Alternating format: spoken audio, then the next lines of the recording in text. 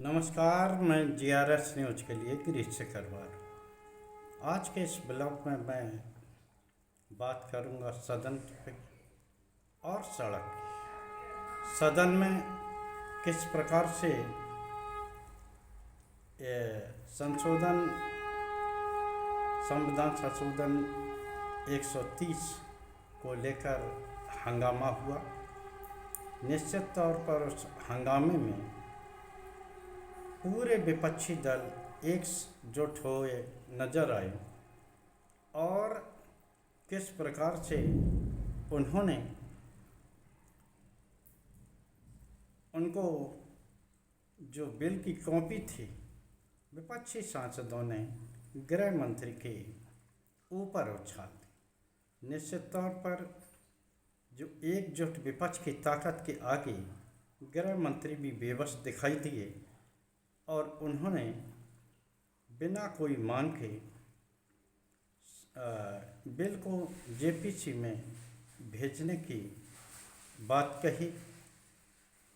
निश्चित तौर पर ये आखिर ये संशोधन करना क्यों पड़ा, जिसमें कि मुख्यमंत्री या प्रधानमंत्री को अगर वो 30 दिन तक जेल में रह लेता है तो निश्चित तौर पर उसको अपना पद छोड़ना होगा। ये एक नया कानून बन के आया जिसको कि विपक्षी दलों ने अपने खिलाफ माना और निश्चित तौर पर ये बिल जो लाया गया है वो विपक्षी दलों को अस्थिर करने के लिए ही लाया गया है, ऐसा विपक्ष का मानना है।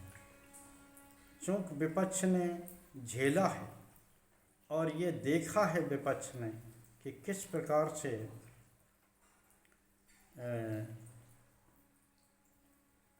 अरविंद केजरीवाल हों या हेमंत सोरेन हों या अन्य उनके नेता रहे हों जिन्हें कि ईडी सीबीआई के डर से या तो भारतीय जनता पार्टी की शरण लेनी पड़ी या जिन लोगों ने अपनी रीढ़ की हड्डी को सीधा रखा वो लोग निश्चित तौर पर उन्हें जेल में जाना पड़ा। चाहे संजय सिंह हों, उन्हें भी 6 महीने के करीब जेल में रहना पड़ा।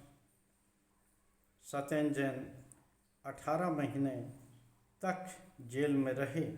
बाद में उसी सीबीआई ने क्लोजर रिपोर्ट लगाई कि उन्हें इसमें कोई सबूत नहीं मिला।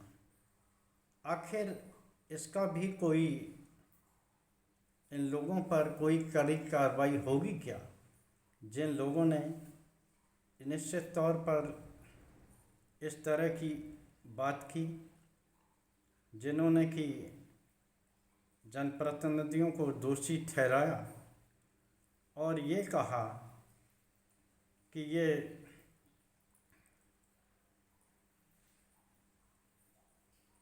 ये लोग दोषी हैं, ये मामले के किंगपिन हैं। लेकिन बाद में न सिर्फ न्यायालयों ने उन्हें जमानत दी बल्कि सरकारी एजेंसियों को फटकार भी लगाई। अच्छा तो ये रहता कि कुछ जिम्मेदारी सरकारी एजेंसियों की ही डाली जाती और उन पर कार्रवाई की बात होती ताकि वो सही से सही मामला ही जनप्रतिनिधियों के खिलाफ बनाती। आपने देखा कि कितना सरकारी एजेंसियों को ताकत दी गई है, सरकारी एजेंसियां कार्रवाई कर सकें, अपने उससे उन्हें कार्रवाई हो। लेकिन अगर वही एजेंसियां जिनका की नियुक्ति सरकार ही करती है एक तरह से, अगर उन नियुक्तियों के लिए उनके नियुक्त किए गए अधिकारी अगर सत्ताधारी दल के सह पर विपक्षियों को कमज़ोर करने लगे तो निश्चित तौर पर ये देश के लोकतंत्र के लिए और संविधान के दृष्टि से भी ये खराब होगा। कानून के निगाह में सब बराबर है, ये कहना बहुत अच्छा लगता है। और ये जो विधेयक रखा गया सदन में, उसमें भी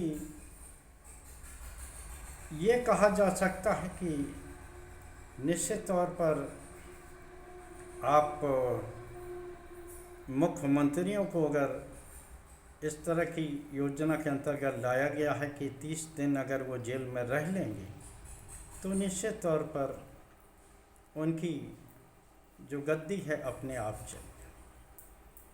और इसमें प्रधानमंत्री को भी जोड़ा, लेकिन ऐसा कोई उदाहरण हमने नहीं देखा जिसमें कि प्रधानमंत्री के खिलाफ इन सरकारी एजेंसियों ने एक नोटिस भी जारी किया हो या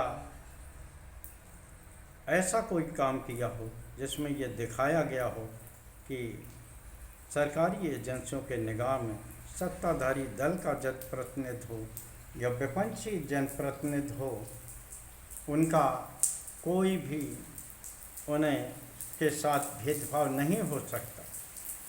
निश्चित तौर पर ये देखा गया कि विपक्षी दलों पर जितनी एजेंसियां सख्त होती हैं उतनी एजेंसियां कभी भी सत्ताधारी दल के साथ सख्त होती नहीं दिखती।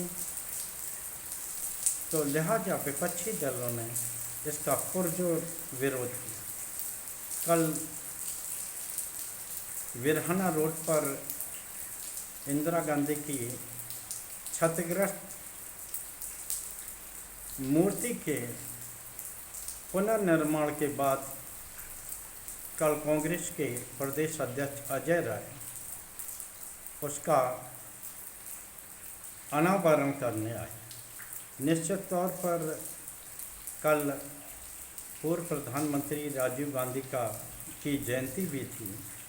इस अवसर पर उन्होंने या अन्य कांग्रेसियों ने दोनों अपने नेताओं को श्रद्धा सुमन तो अर्पित की, बल्कि अजय राय जी ने जो कहा उसे उन्होंने सबसे पहले तो बिहार में चल रही राहुल गांधी की यात्रा को बताया और किस प्रकार उत्तर प्रदेश के लोग वहां समर्थन देने के लिए बिहार गए थे, ये जानकारी दी।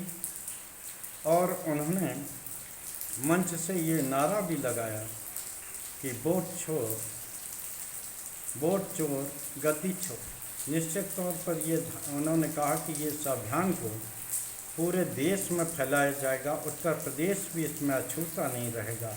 आज बिहार की बात है, कल बंगाल की बात होगी, फिर अन्य प्रदेशों में जहाँ की चुनाव का होगा, इसी प्रकार का खेल विभिन्न एजेंसियों के जरिए किया जाएगा और एक तरह से विपक्षी दलों की राजनीति इससे चौपट होने वाली है। तो और उन्होंने ये और कहा कि वो इस समय प्रधानमंत्री के निर्वाचन क्षेत्र बनारस की मतदाता सूची और वहाँ पड़े वोटों के ये सब वो मिला रही। क्या उन्होंने आरोप लगाया कि बनारस में भी वोट चोरी हुई है। उन्होंने उदाहरण देते हुए कहा कि ऐसा कभी नहीं हुआ कि 7 राउंड तक आगे चलने वाला प्रत्याशी बाद में अपना ही चुनाव हार गया हो। खैर, क्या होगा क्या नहीं होगा इस संबंध में तो बाद में ही जानकारी मिलेगी, लेकिन जिस तरह से सरकारी एजेंसियों को ताकत देकर एक तरह से विपक्ष को दबाने की कोशिश की जा रही है या विपक्ष को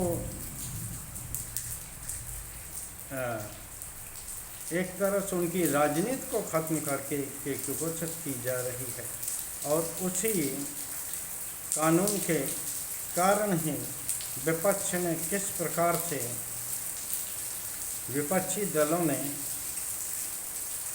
ये विपक्षी दलों ने एकजुटता दिखाई है। क्या सरकार इस कानून को ठंडे बस्ते में डालेगी या अन्य किसी मुद्दे को भटकाने के लिए ये विधेयक लाया गया है? ये सवाल आप पर छोड़ते हुए मैं अपने ब्लॉग को यहीं ख़त्म करता हूँ। जय हिंद, जय भारत। कल फिर किसी नए मुद्दे पर आपके साथ जोड़ने का प्रयास करूँगा। जय हिंद।